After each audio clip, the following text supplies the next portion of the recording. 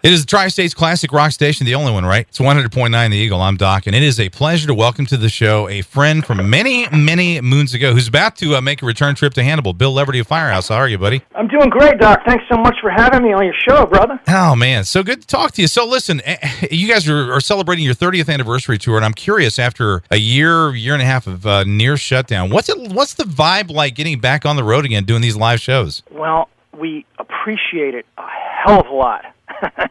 We are so happy to get back up there and play. It's one of those you don't know what you got till it's gone kind of things. When we weren't able to do it, we were like, wow. And the way that it worked out for us was that when it all kind of shut down in mid-February, we went, okay, we're probably going to be down. They said we were going to be close things down for 3 weeks, and so we thought, well, we're going to lose part of March, but we got April. So our April dates were ready for those, and then April dropped out, and then we got right up to May, and then those dropped out, and it just we couldn't really plan for anything because we thought we were going to be playing. But in that time when we were in lockdown, we still were able to do 6 shows, so we were real thankful to do those, and they were just wonderful. And then since things have opened up more, we've been able to do about 6 more. So we're feeling like things are back to normal, and we're just so grateful. Yeah, well, and I followed not just your work in Firehouse, but you've had quite a solo career, and I know that you stayed busy during the pandemic with a solo project called Divided We Fall. What else did you do to stay busy during the downtime? Oh, man, thanks so much. I did a couple of these online streaming acoustic shows where I just brought out my acoustic guitar and then sang some of those songs and some other songs from some other solo records I did. And so that was a great learning experience for me to do that kind of vibe. Normally the electric guitar, sideman in my band, and to play and sing and have to remember all the words. Right. Pretty crazy.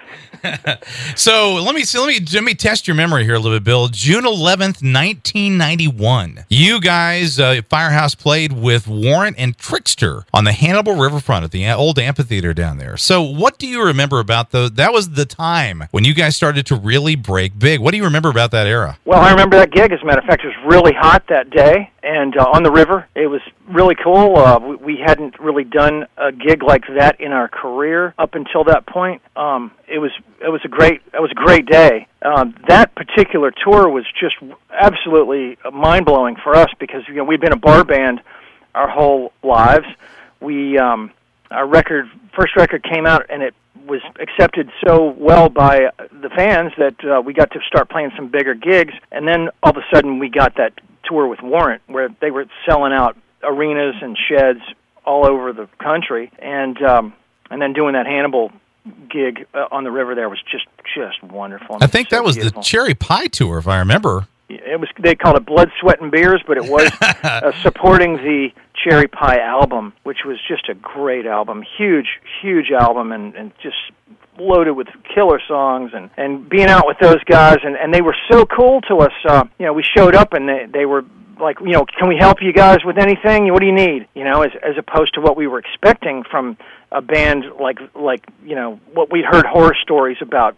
Headliners are only going to give you one channel in your monitors or whatever, and they were like, oh no, just take what you want. It's all good, man. You guys, we want to do a great show for the fans. That's the kind of band they are, and they've always been that way. And we've done, I'm going to guess we've done hundreds of shows with those guys in our 30-year career. We're still friends to this day, and we just really, really love those guys. And Trickster guys, too. We're still friends with those guys as well. Yeah. Bill Leverty of Firehouse hanging out with us on the radio today. The cool thing about this, you guys are celebrating 30th anniversary tour and almost 30 years to the day, maybe give or take a few weeks. You're going to be back in Hannibal on Friday, July 23rd for the Hannibal Barbecue Festival. That's going to be a great time. What can people expect from Firehouse now, modern era live shows? Well, what we're doing now to celebrate the 30-year anniversary is we're doing the first album front to back in running order. And it's fun for us because it brings back the vibe that we had when we were 30 years younger, and we just kind of hope that it makes people want to come out and kind of relive their youth and the fun times that we had 30 years ago. And but we have a good time, and that's the main thing, is that we're having a lot of fun, and hopefully it's contagious in the audience. catches that vibe. Yeah, streaming has kind of changed things, obviously, for a lot of musicians and artists and stuff. So do you guys have any desire to do new music moving forward at all? We do. We'd love to, and it's you know, we probably would have had we known we were going to be off for pretty much off for the 18 months. But you know, like I said, we kept thinking, well, there's these gigs coming up next weekend, so then they would cancel. So, but we really want to. We just want to get the right batch of songs together so that we're going, oh man, that's cool. We want to do that. So hopefully soon. Yeah, when I first met you, Bill, back in the early '90s, I know, you know, that was the era when record companies pretty much called all the shots. You know, they decided, you know, what the singles were going to be, and you know who you guys were going to be in contact with as far as media goes. So I'm curious now that thanks to social media, you can go directly to the fans. Do you kind of feel like the creative control and that direct contact with your fans is where it needs to be? It certainly is. And having said that, when we were on Epic, our A&R guy never made us change anything. He was so cool. He was just wanted us to be ourselves. And I really appreciated that about him. His name is Michael Kaplan, and we're still friends with him to this day. And the record company, they never said, oh, yeah, we want you to change the words to this song, or we want you to do, you know, something that we didn't want to do, bring in this song from some outside writer or something. Never anything like that. The only thing that they did is they picked the singles, and the, you know, single or singles, and, you know, they sat down in a boardroom with the people who specialize in how to get songs played on the radio, and they talked about it, and they thought, you know, hey, these are the songs that we think we can get played on our stations. And because we as a band, we didn't know. We go, oh, well, we really like this song. Well, they don't really care what you like. They need to go out and fight the battle to try to get the song played. Right. And so we, you know, we're just so fortunate that we had a record label that, number one, let us be ourselves, and number two, cared enough to have that board meeting to figure out how can we get this band played and get the people to hear them. So we really got lucky. Well, along with the American Music Award back in the early '90s, I'm curious, Bill, you guys have accomplished so much in your 30 years. Is there anything moving forward as a musician yourself or Firehouse as a band that you guys have not had the chance to do or achieve that you'd still like to check off the list? Well, would love to headline stadiums. would love to you know, have longevity like the Stones.